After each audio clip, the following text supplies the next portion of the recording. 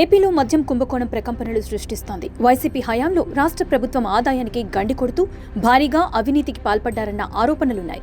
దాదాపు 18,000 కోట్ల రూపాయలు ప్రభుత్వం ఆదాయానికి గండిపడగా 3,500 కోట్ల రూపాయల కుంభకోణానికి పాల్పడ్డారు అన్నది ప్రధాన ఆరోపణ.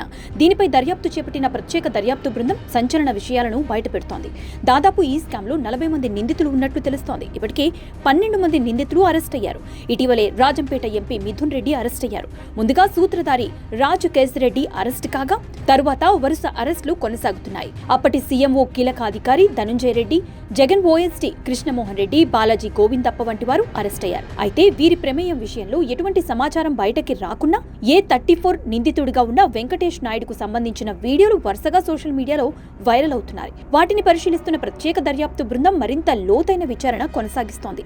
చెవిరెడ్డి భాస్కర్ రెడ్డికి అత్యంత సన్నిహితుడే ఈ వెంకటేష్ నాయుడు.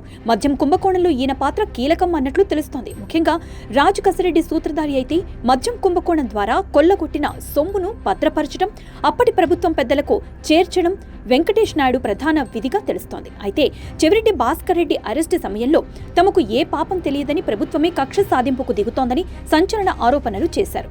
అయితే ఆయనకి సన్నిహితుడిగా భావిస్తున్న వెంకటేష్ నాయుడు తాజా వీడియోలు, ఫోటోలు సోషల్ మీడియాలో దర్శనమిస్తున్నాయి. భారీ డెన్లు, నోట్ల కట్టలకు సంబంధించిన ఈ వీడియోలు హల్చల్ చేస్తున్నాయి.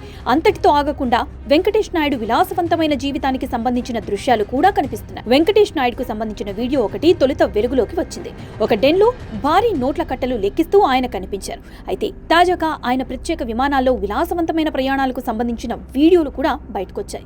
ప్రత్యేక విమానాల్లో మద్యం కుంభకోణానికి సంబంధించి సొమ్మును తరలిస్తున్నట్లు కూడా కామెంట్స్ వినిపించాయి. మరోవైపు సినీ నటి తమన్నా ప్రత్యేక సెల్ఫీ స్పెషల్ ఫ్లైట్ లో కనిపిస్తోంది. దీంతో వ్యాపారం చాలా ఉంది అంటూ కామెంట్స్ సోషల్ మీడియాలో వినిపిస్తున్నాయి.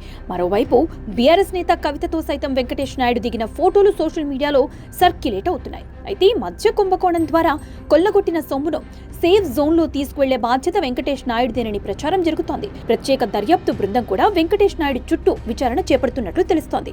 మద్యం కుంభకోణాన్ని తేలిగ్గా తీసుకుంది వైఎస్ఆర్ కాంగ్రెస్ పార్టీ. ప్రభుత్వమే నేరుగా మద్యం దుకాణాలు నిర్వహిస్తే ఇక కుంభకోణం ఎలా జరిగి ఉంటుందని వైసీపీ అనుకూల విశ్లేషణలు జరిపారు. కానీ ఓ సామాన్య వ్యక్తి ఇలాంటి విలాసవంతమైన జీవితం, ప్రముఖులతో ఉన్న సాన్నిహిత్యం చూస్తే మాత్రం మద్యం కుంభకోణంలో భారీ తలకాయలు ఉన్నట్లు అర్థమవుతోంది. అయితే అంతిమ లబ్ధిదారుడికి సింహభాగం, మిగతా వారికి తలా పిడికెడు అన్నట్లు సర్దుబాట్లు అయి ఉంటుందన్న అనుమానాలు పెరుగుతున్నాయి. దోషులకు శిక్ష పడితే తప్ప చట్టంపై ప్రజలకి నమ్మకం రాదు అనే విశ్లేషణలు వినిపిస్తున్నాయి.